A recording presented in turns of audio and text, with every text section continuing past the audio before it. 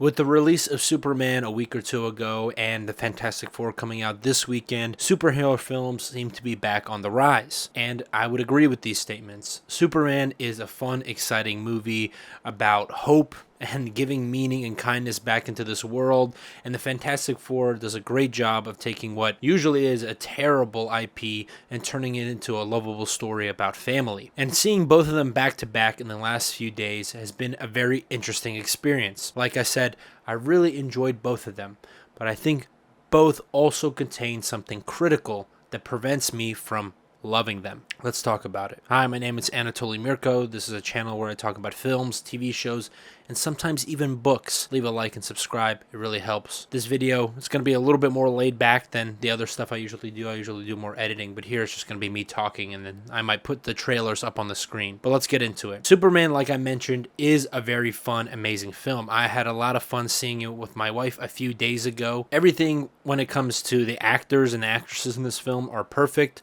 Corn Sweat, what an unfortunate name for someone who's super famous now, but he does a fantastic job as Superman. I really enjoy his presence on screen. He does a good job embodying the feeling, the vibe of Superman, which is not easy to do. And all the side characters, Lois Lane especially, do a fantastic job.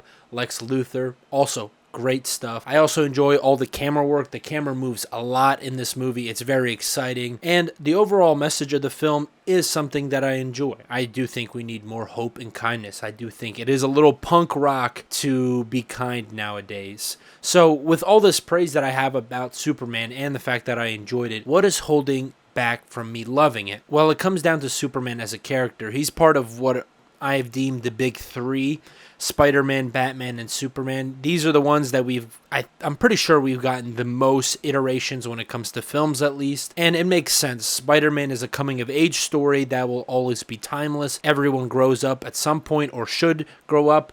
Batman is just as timeless. He's a man, a grown person who is struggling with the troubles of his past, his trauma, his pains, his upbringing, which is also something that everyone goes through.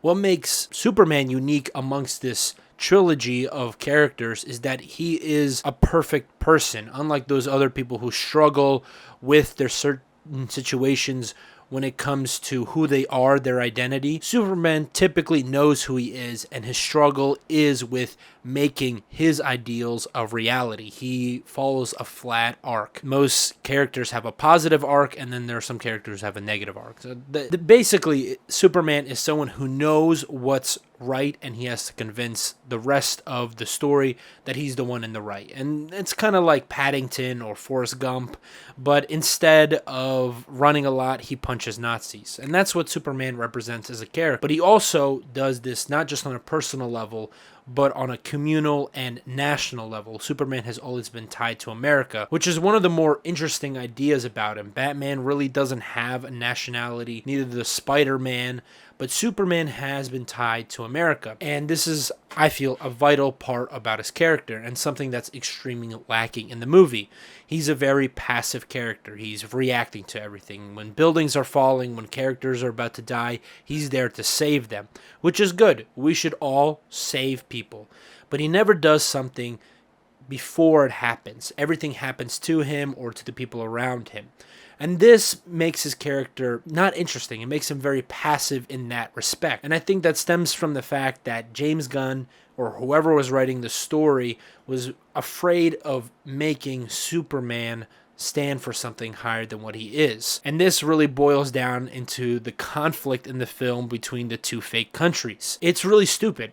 I think it is the biggest thorn in the side of the film, is that there's these two countries, one is invading the other, and you can make comparison to real life stuff. You can Russia, Ukraine, Israel, Palestine. I've even heard people compare it to Armenia and Azerbaijan. It doesn't really matter. The fact that they put this into the movie and Lois Lane has a conversation with Superman about it in the first act makes it an important part of the story, yet it's never explored or even really thought of after the first act. We're just supposed to assume that the bad country is bad and the good country is good. What is Superman really protecting here? Well, when his identity was tied to America, he had those American ideals: truth, justice, and the American way. But here he doesn't have anything. He's just don't kill people. If he were to stand for something higher, here you could make it, even if you don't want it to be America, because America's not in the greatest eyes of everyone in the world right now. There's a lot of countries that don't like America. There's a lot of Americans that don't like America. So you got to make it something else. That's fine, but he has to stand for something. Here you could make him stand for democracy. So make the country that he's invading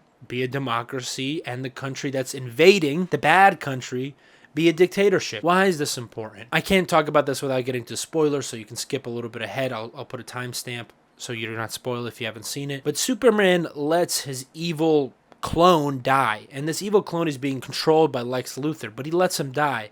With the whole movie, he's trying to protect every little thing. He protects a squirrel, he protects a gigantic city-destroying monster. Yet when it comes to his literal own self, who's being controlled by the villain, he lets him fall into a black hole. And I feel like that's a major contradiction. It's something actually my wife pointed out, and it's very true. Not only would this fit the contradictions of why sometimes it's okay to let certain people die and some other ones not, it would make Superman actually stand for a larger morality, a larger kindness, a larger hope. He should stand as a global hope. So how does he stand as a national hope? Well, we don't know. It's just, if a country works with Lex Luthor, then they're evil, which is very stupid. Another problem that doesn't really fit into this overall theme, but is something I would like to bring up, is that this movie also doesn't take any chances to breathe. He just keeps going and going and going. And I'm worried if I saw it for a second time that many of these problems would surface a lot more because the movie wouldn't move as quickly. I would know what to expect. But before I give the reason why I think Superman lacks any higher morality, I want to talk about the Fantastic Four. The Fantastic Four, like I mentioned, is a good film. I enjoyed the set design. I enjoyed the scene when they're going through space. I think that whole sequence is really great. I actually really like the Silver Surfer. I think she was a very compelling character here. Her performance is very laid back, but I really enjoyed it. Pedro Pascal is probably the only actor that I really didn't like. I think he has the same problem that Chris Pratt has, where he acts in so many different movies, he acts in so many different things, that his real life persona has just become every single character that he is. And here, I don't get a sense that he's Reed Richards. It just feels like Pedro Pascal, and everyone's calling him by a different name. This movie's premise is Galactus wants to kill their baby. Mr. Reeds and his wife, I forget her character's name, want to have a child. They have a child, and Galactus wants to take the baby because he's special. So the major conflict of this movie is it worth sacrificing a baby for the entire Earth? Because if they don't give him the baby, he's going to kill Earth. So they either have to somehow defeat Galactus, move the Earth, or sacrifice the baby. We know it's not going to be the last one, which is an interesting premise in on itself. The only problem is that there is absolutely zero tension and zero drama from maybe the end of the first act, the inciting incident with Galactus, till the end of the movie. There is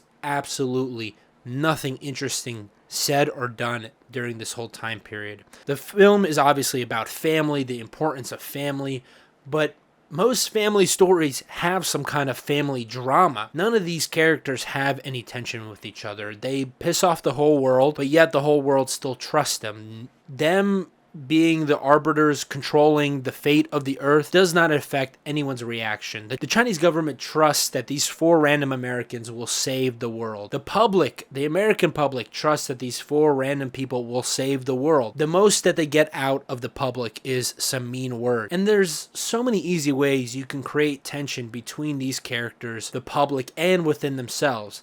The Thing is a monster made out of rocks. He needs to have a good public image, or he will be instantly labeled as a devil. That's something that they could have painted here. They could easily have done that. Reed Richards is a really smart scientific guy. You could have him where he creates plans where his son is sacrificed to Galactus. He never has to actually do anything with it. He never has to take it seriously. But writing down the plans would have been interesting if his wife stumbled upon it. Instead, they berate him for thinking about it. He mentions that it would be very easy to do it, and his wife gets mad at him, which is very realistic for how a wife would react, but it's not really compelling from a dramatic perspective. It kind of feels like you're making him feel guilty for something that every single person in the movie theater is thinking, and most likely every character in the movie. So there's no tension between the husband and wife. There's no tension with the Thing and the public. Johnny Storm, the fire guy, he's constantly being made to feel stupid and kind of neglected by the group, but it doesn't matter. He just takes it on the chin and they roll with it. And that's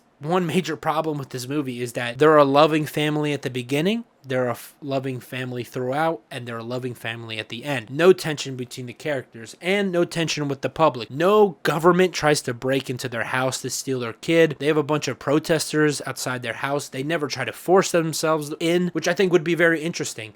If the superheroes in this movie, who have used their powers only to help these people, now have to use their powers to keep them from murdering their child, that's tension, that's drama, that's contrast. The film doesn't do any of that either. The whole world trusts these people, and they trust each other, and through love, they defeat Galactus. I don't think that's a spoiler.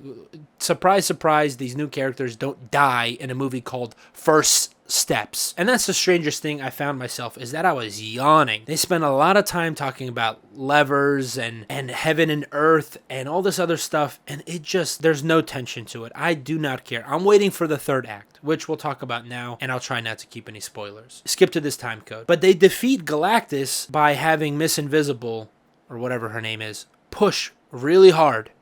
That's what she does. She pushes Galactus into a teleporting portal really hard.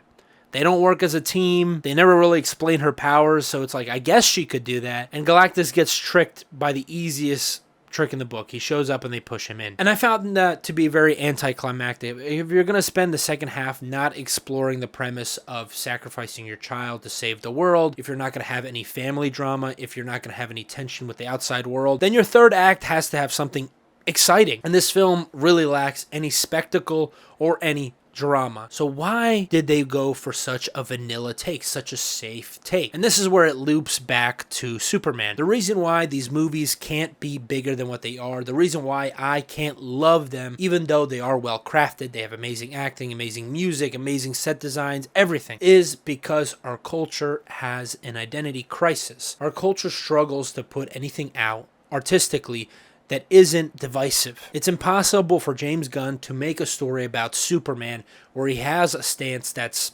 political or moral, because then people might not go watch his superhero movie. They might not watch Go Superman. They might get upset. It might piss off the liberals. It might piss off the Republicans. The Chinese government might not approve. And so they go for this very vanilla story where it's something that everyone should agree on paper. Don't kill people. And so you get an okay story instead of a great story. And that's the same thing with the Fantastic Four. They have such a great history of failing, of having terrible movies, that I'm not sure who the director of this was or whose hands were in this movie, but they clearly went for the safest, most vanilla version of the Fantastic Four that you can get. There's nothing weird with the stretchy powers. There's nothing really weird with, the thing called the Thing. There's nothing strange here. And that's because if they make something strange, they might lose money. This movie about sacrificing a child to save the world cannot say anything about our society, even though you can clearly make something political about what it takes to handle the burden of other people's deaths, the relationship between family members and how that affects the world, how we structure our families, public relations. You can have so many interesting things here, but they don't do any of that because it might upset people. And it's because our culture doesn't know what it wants to be yet. We have no unifying culture. There's no unifying films, no unifying TV shows, books. There's really nothing. We have no religion. There's no community things. There's nothing that really unites us. Really, the last thing that united us from like a media perspective was Game of Thrones, and that crashed and burned. While these films are fun, and they're exciting, and maybe you should go watch them, I think you'll have a good time. What prevents me from loving them, and what I think will stop them from being talked about in 20, 30 years, is the fact they lack any kind of punch when it comes to say something about us in this time period as ourselves. And that's all I really have to say. Let me know what you think about that, whether my critiques are worthy or not. Let me know how you like these movies if you saw them yet. I'd love to hear your comments down below. As always, thank you for watching. I'll see you in the next one. Godspeed. That's so